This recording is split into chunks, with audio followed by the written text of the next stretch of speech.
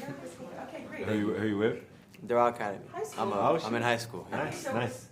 I'll watch my language. Yeah, let's wait for it. Yeah, Please, I understand. you don't have You're to. gonna need- You need him gone. You're gonna either be here or not, We sir. need him to be gone. Sorry. Yeah, thank you. You're fine. Yes.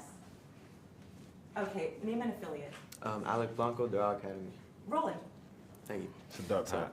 Thank you. So first of all, I just want to congratulate you on all the roles you've had recently with Marvel, Regina King's movie, and all these, and now Bob Marley's. It's just, Thank you. It's inspiring to see. And Thank you. You an actor? no, No. Okay.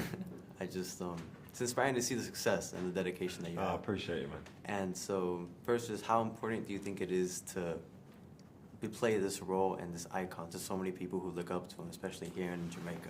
You know, it's funny because that work, like Bob's work ethic was something that I learned in a really big way through talking to his friends and people who knew him. I spent time with people who knew Bob when he was 13 and 14 years old, before he was famous. And everyone kept telling me the same thing. It's like, Bob Nassaf, he was tough. He was all of it, you know. He had this incredible work ethic, and his spirituality and music and football, like those were the places where he felt safe, and he really was such a committed artist.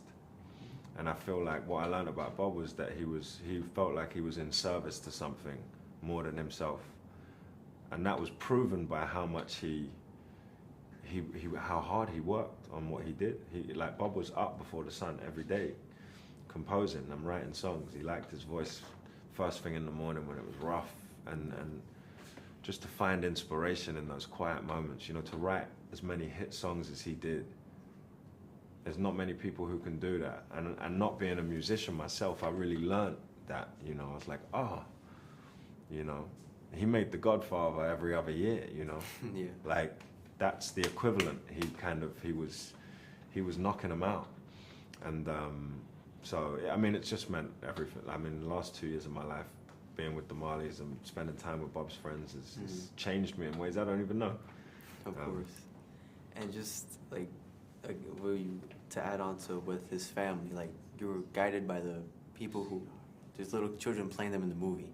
You know, you're guided by those people who've grown up now and live with his mother, his father. That's just like how did that, not in a way of, how did it shape like the way you approached Bob's character? I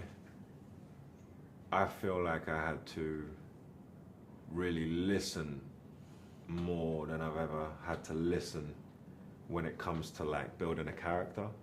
No, like something like Secret Invasion, I read it and I go, all right, I think here's a guy who just wants to see everyone dead, but that's my secret. No one needs to know that. And so I'm building a character in my bedroom on my own, really. And I'm coming in and I'm not sharing anything with anyone. I'm just holding it. So it's a surprise. I don't need to tell everyone everything about what I'm doing. Just as an example, or even with Ken, it's like I just made a little private world for myself. And you come in and you just play it and see how it lands. With Bob, you can't do that. I couldn't do that because there's only so many. I read all the books and I'm like, it still doesn't give me an indication of, I need to understand. I got to hear it from people who were there with him.